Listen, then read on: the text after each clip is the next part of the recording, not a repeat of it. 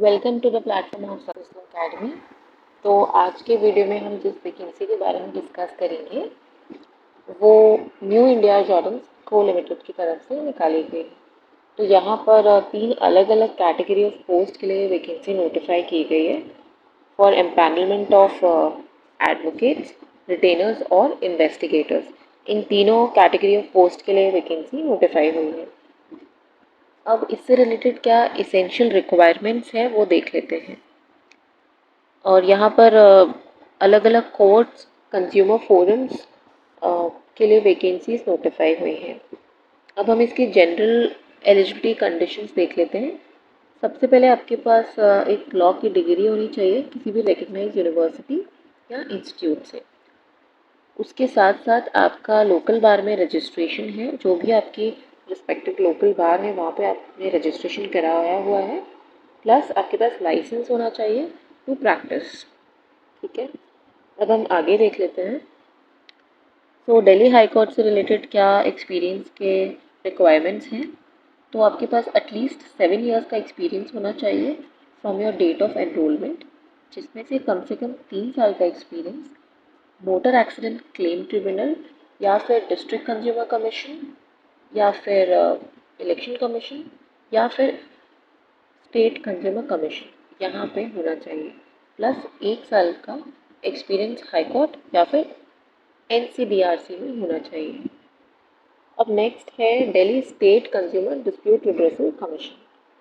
तो इससे रिलेटेड जो रिक्वायरमेंट्स हैं वो उसमें आपके पास एटलीस्ट 5 ईयर्स का एक्सपीरियंस होना चाहिए आपके डेट ऑफ एनरोलमेंट से, जिसमें से कम 3 साल का एक्सपीरियंस आपके पास मोटर एक्सीडेंट क्लेम या तो फिर किसी भी कंज्यूमर फोरम या इलेक्शन कमीशन में होना चाहिए।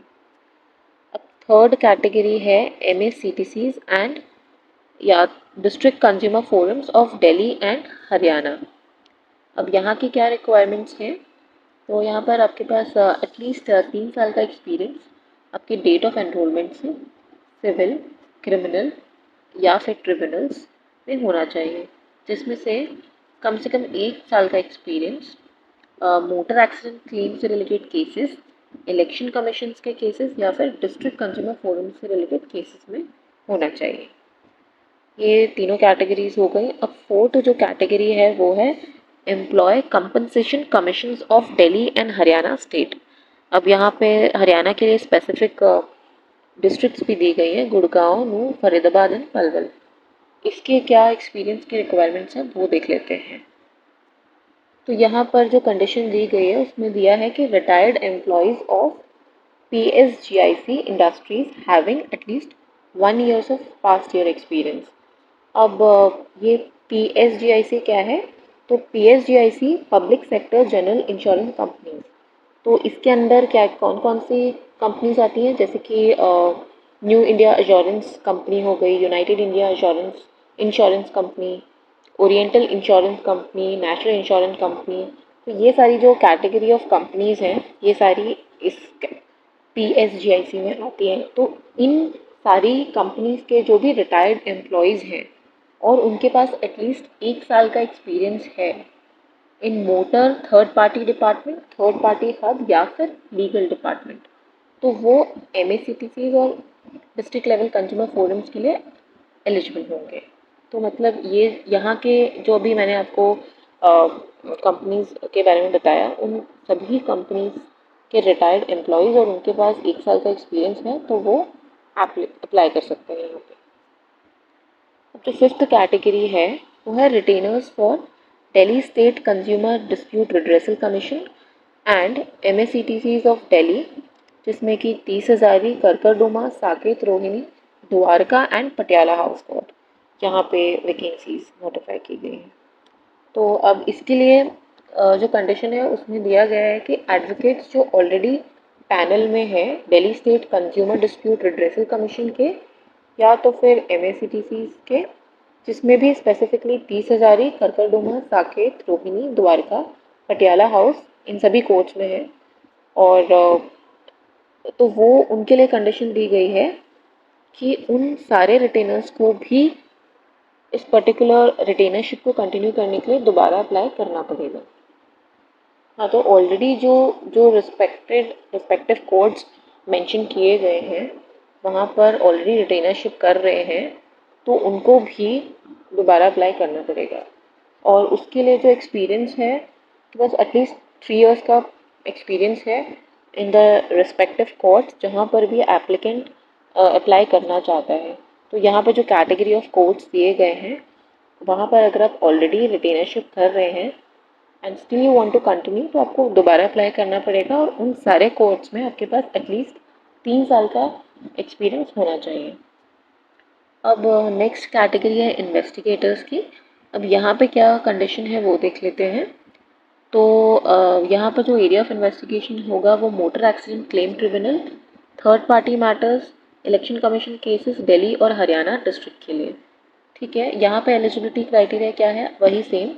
आपके पास ग्रेजुएशन की डिग्री होनी चाहिए किसी भी डिसिप्लिन में, और लॉ अगर आप लॉ ग्रेजुएट हैं विद रिलेटेड वर्क एक्सपीरियंस क्या इंश्योरेंस कंपनी में, तो उन लोगों को प्रेफरेंस दी जाएगी। तो इन्वेस्टिगेटर की पोस्ट के लिए जनरल ग्रेजुएशन अगर आपने की है और आपके पास लॉ की डिग्री भी है तो आपको प्रेफरेंस मिलेगी, और एक्सपीरियंस यहाँ पे आपके पास 1 साल का एक्सपीरियंस होना चाहिए। तो ये तीनों कैटेगरी ऑफ पोस्ट से रिलेटेड कंडीशंस थी। अब हम आगे देख लेते हैं फर्दर क्या दिया हुआ है। अब यहाँ पे बोला गया है कि अगर एक्सपीरियंस से रिलेटेड रिलैक्सेशन प्रोवाइड कराना होगा तो ये कमेटी का डिसीजन होगा। अगर कुछ स्पेशल केसेस होते हैं तो जो एम्पैनलमेंट कमेटी होगी वो अकॉर्डिंगली रिलैक्सेशन प्रोवाइड कर देगी। अब वो जो भी उनका कंडीशन होगा वो अकॉर्डिंगली होगा। अब नेक्स्ट जो इम्पोर्टेंट रिक्वायरमेंट है, अब जो एम्पैनलमेंट की वैकेंसी है इनिशियली, एम्पैनलमेंट और रिटेनरशिप के लिए जो वैकेंसी है वो इनिशियली तो आपकी 2 इयर्स के लिए होगी, जो कि time to time, year to year वो एक्सटेंड करते रहेंगे।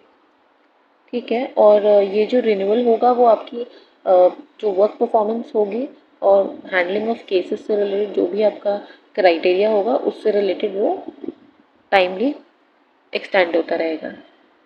अब आपको ये इसका फॉर्म कैसे फिल करना है, तो यहाँ पर 2 मेथड से आप फॉर्म फिल कर सकते हैं। फॉर्म क्या, आपको सीवी भेजना है, तो या तो आप बाय पोस्ट या फिर ऑनलाइन इनके गिवन ईमेल एड्रेस पर ये पर्टिकुलर वैकेंसी के लिए अप्लाई कर सकते हैं। तो जो भी एलिजिबल एप्लीकेंट्स हैं वो अपना एप्लीकेशन अपना सीवी के साथ रेलेवेंट जो भी सपोर्टिंग डॉक्यूमेंट्स हैं या तो ऑफलाइन या फिर ऑनलाइन, अगर आप ऑफलाइन भेजना चाहते हैं तो उसके लिए एड्रेस दिया हुआ है न्यू इंडिया एश्योरेंस को limited, Delhi, legal hub कोथरी, first floor, scope मीनार। ये जो इनका एड्रेस है, यहाँ पर आप अपने डॉक्यूमेंट्स के साथ प्लस अलॉन्ग विथ सीवी आपको इस गिवन एड्रेस पर सेंड करना है। और अगर आप ऑनलाइन भेजना चाहते हैं तो इनका ये गिवन ईमेल एड्रेस है, यहाँ पर आप सेंड कर सकते हैं। तो ईमेल एड्रेस के थ्रू अगर आप सेंड करेंगे तो आपको एक पीडीएफ फॉर्मेट बनाना होगा, उसमें आप अपने सारे डॉक्यूमेंट्स पीडीएफ फॉर्मेट में बनाकर उसका सब्जेक्ट आप ईमेल में डालेंगे एम्पैनलमेंट एक्सरसाइज 2025। तो ये दोनों मेथड से आप सेंड कर सकते हैं। और इस फॉर्म की लास्ट डेट है, इस वैकेंसी को अप्लाई करने की लास्ट डेट है 21 जुलाई by 5:45 PM। So this is an important information. इस पर्टिकुलर टाइम और डेट तक आपको ये वैकेंसी के लिए अप्लाई कर देना है। अब इसके लिए क्या क्या डॉक्यूमेंट्स होंगे जो आपको देखने हैं, तो सबसे पहले आपके पास सारे जो भी आपके एजुकेशन क्वालिफिकेशन के सर्टिफिकेट्स हैं, आपने आपके LLB LLM या जो भी आपने ग्रेजुएशन के बाद किया है वो सारे certificates, plus copy of bar council licence, ये आपको सेंड करना है अलॉन्ग विद योर एप्लीकेशन। फिर उसके बाद copy of address proof, copy of other empanelment, अगर कोई ऑलरेडी आप कहीं एम्पैनल्ड हैं तो उसकी कॉपी भेजनी है, copy of certificate of practice. और जो भी आप एप्लीकेशंस भेजेंगे उसके बेसिस पे आपका स्क्रीनिंग इंटरेक्शन या इंटरव्यू होगा सिलेक्शन के लिए, शॉर्ट लिस्टिंग ऑफ कैंडिडेट्स होगा, और जो भी फर्दर कम्युनिकेशन होगा वो आपको कन्वे किया जाएगा बाद में आपके ईमेल के थ्रू। तो ये सारी इम्पॉर्टेंट डिटेल्स थी इस वैकेंसी से related. If you have any doubt further, you can ask in the comment section. Thank you.